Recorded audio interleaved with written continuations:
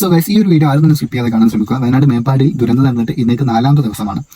So നമ്മൾ ന്യൂസിലും മറ്റു വീഡിയോസിലും കാണുന്നതിനേക്കാൾ വലിയൊരു ദുരന്തമാണ് അവിടെ സംഭവിച്ചിട്ടുള്ളത്. കാരണം ഇന്നലെ 3ാം ദിവസം തന്നെ ഏകദേശം 290-ലധികം മൃതദേഹങ്ങൾ കണ്ടെടുത്തിട്ടുണ്ട്.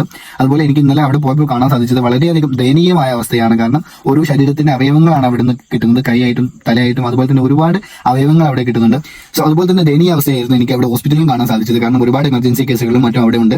അതുപോലെ തന്നെ ദുരിതാശ്വാസ ക്യാമ്പുകളിലും കുറെ പേർ കഴിയുന്നുണ്ട്. സ്വന്തം ജീവൻ മാത്രം കൊണ്ട് കഴിയുന്ന ഒരുപാട് പേരുണ്ട്. ബാക്കി എല്ലാം നഷ്ടപ്പെട്ട് ഒരുപാട് പേർ അവിടെ കഴിയുന്നുണ്ട്. സോ നമ്മളെ കൊണ്ട് എന്താണോ കഴിയുന്നത് അത് അവിടേക്ക് നൽകുക. 5 10 എന്താണെന്ന് വെച്ചാൽ അവിടേക്ക് നൽകുക. ഇനി ഇതൊന്നും നൽകാൻ നമ്മുടെ കയ്യിലില്ലെങ്കിലും ഇതിനേക്കാൾ വിലയുള്ള സംഭവം നമ്മുടെ കയ്യിലുണ്ട്. അത് എല്ലാവർക്കും കൊടുക്കാൻ പറ്റുന്നത് തന്നെയാണ്. അത് നമ്മുടെ പ്രയർ തന്നെയാണ്. So the best of that we can write now is a prayer എന്നാണ്. സോ നിങ്ങളുടെ കയ്യിൽ ഏറ്റവും വലിയൊരു ആയുധമാണ് നിങ്ങളുടെ ഓരോരുത്തരും കയ്യിലുള്ളത്. അത് പ്രയർ മാത്രമാണ്. നിങ്ങൾ ഏത് ഈശ്വരയാണ്, ഏത് ദൈവത്തെയാണ് വിശ്വസിക്കുന്നത് അവരോട് കേണപേക്ഷിക്കുക മാത്രമാണ് ചെയ്യാനുള്ളത്.